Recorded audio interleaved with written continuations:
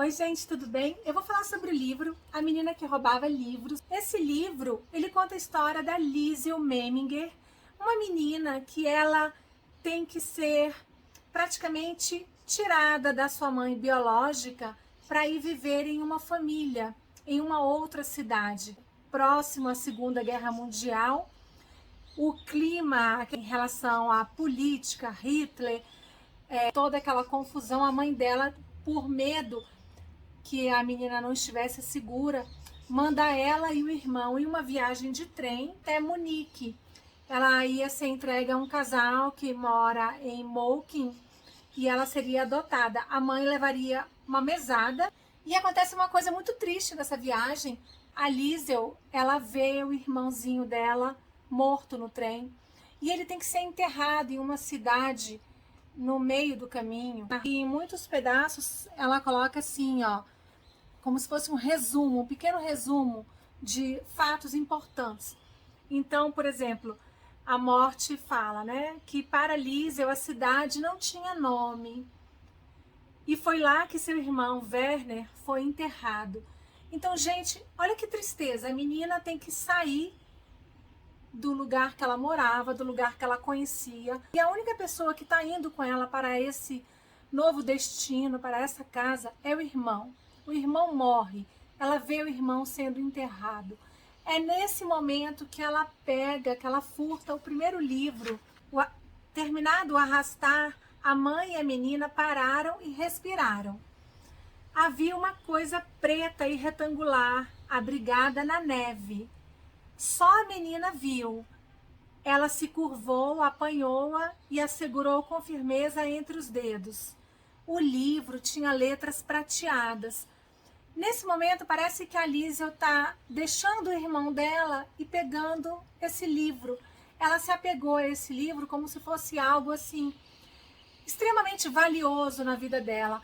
Eu vi como se fosse colocando toda a esperança, a segurança, toda a vontade de ter algo concreto, de se pegar em alguma coisa, sabe?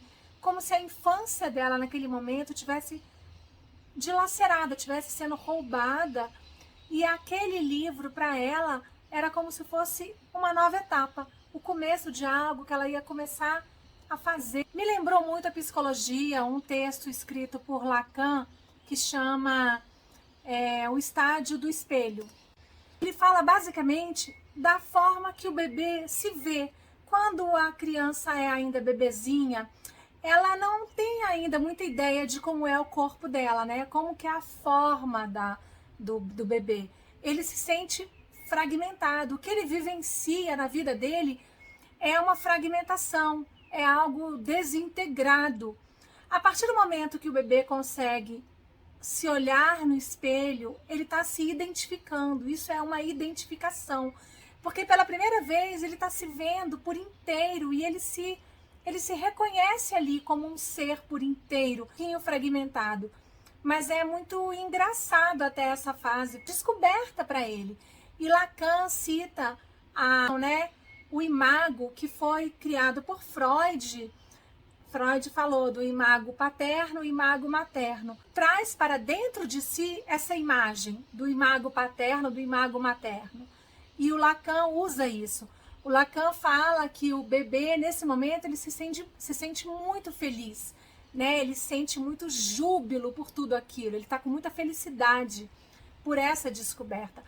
Só que, assim, a experiência disso para a psicanálise está muito voltada no sentido de que quando a gente se vê no espelho, o nosso eu, na verdade, a gente leva para a vida toda um ideal de eu, né?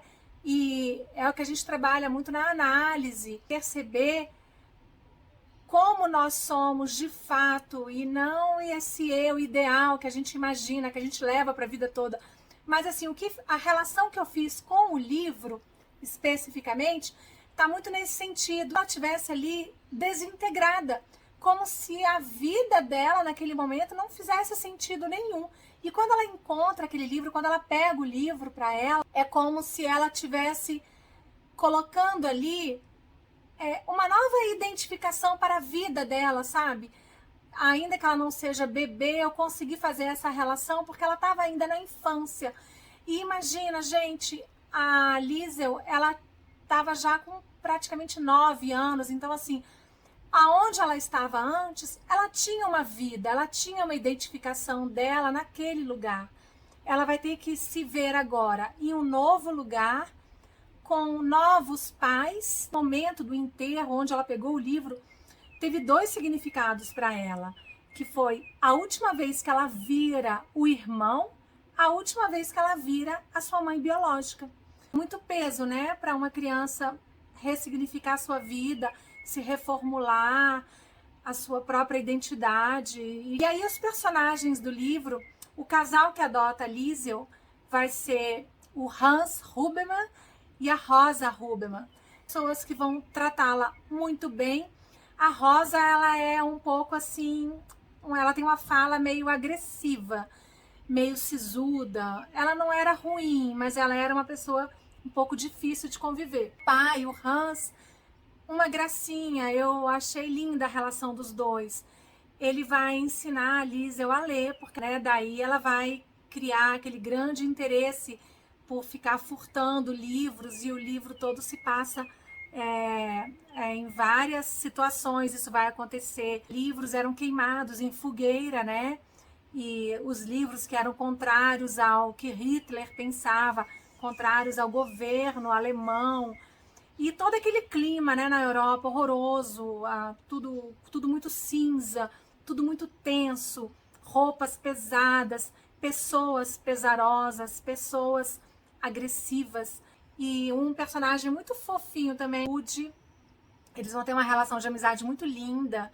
Ele gosta dela e assim aparecem várias situações assim encantadoras mesmo com eles. Um outro personagem também que me marcou muito é o Max, que é um judeu que eles vão ajudar. Esse judeu vai ficar no porão da casa. E isso era muito, muito perigoso naquela época, né? Então tem aquela tensão toda, o medo dos nazistas entrarem na casa e descobrirem que ele estava no porão, tudo que a família fazia para conseguir camuflar aquela situação, né? E tudo isso dava na cidade aquele ar de muito, muito suspense. É um trecho desse livro também que, assim, me deu vontade de chorar. Fala assim, olha, em meados de fevereiro, quando fez 10 anos, Liesel ganhou uma boneca de segunda mão, com uma perna faltando e o cabelo amarelo. E aí o pai, o Hans Huberman, ele fala: foi o melhor que pudemos fazer, desculpou-se o pai. Então, assim, é muito triste ver isso, porque realmente era muito esforço para eles conseguirem dar essa bonequinha para Liesel, né? A morte narra, né? Durante a noite, Liesel sonhou, como sempre sonhava. No começo, viu os camisas pardas marchando, mas logo depois eles a levaram para um trem, onde a descoberta de praxe a esperava. Seu irmão tinha os olhos fixos de novo. Ela se lembrava a todo momento de momentos com seu irmão, sonhava com a morte do irmão. E assim, eu achei interessante essa parte do autor colocar em vários momentos sonhos dela. Eu estou no último ano de psicologia e acabei de estudar a interpretação dos sonhos de Freud. Aquilo que a gente vê, que a gente se lembra no dia seguinte que a gente sonhou, conteúdo manifesto, né? É aquilo que a gente conta para as pessoas. O que produz os sonhos são os pensamentos latentes, são aqueles desejos reprimidos que a gente teve no dia anterior ou que estão no nosso inconsciente, às vezes há muito tempo, até da infância. Enfim, e lá a Liesel, ela, em vários momentos, a morte vai narrar sobre conteúdos manifestos que ela vê, né, que ela pode contar, que ela viu no sonho. Como leitor, a gente fica imaginando, né, os pensamentos latentes da menina, né, assim, aquela trajetória que ela estava vivendo, aquele mundaréu de coisas acontecendo na vida dela. Ela era formosa como a melhor sacudidora de palavras de sua região, porque sabia o quanto uma pessoa podia ficar impotente sem as palavras. por isso ela se mostrava capaz de subir mais alto que qualquer outra pessoa. Desejava as palavras, tinha fome de palavras. Um dia, porém, ela conheceu um homem que era desprezado por sua pátria, embora tivesse nascido nela. Gente, esse é um trechinho do diário que o Max escreveu para Liesel, e ele coloca aqui o quanto ele admirava a Liesel, né? Pelas palavras, pelo que ela fazia, pelo amor que ela dava a ele por meio das palavras. E ele coloca aqui também o sentimento dele, né? De ser desprezado pela própria pátria. O que é, assim, tenebroso, né? É assim, é muito... A gente tem vergonha alheia demais de pensar o extermínio que foi feito, né? Com os judeus. É muita tristeza mesmo esse período.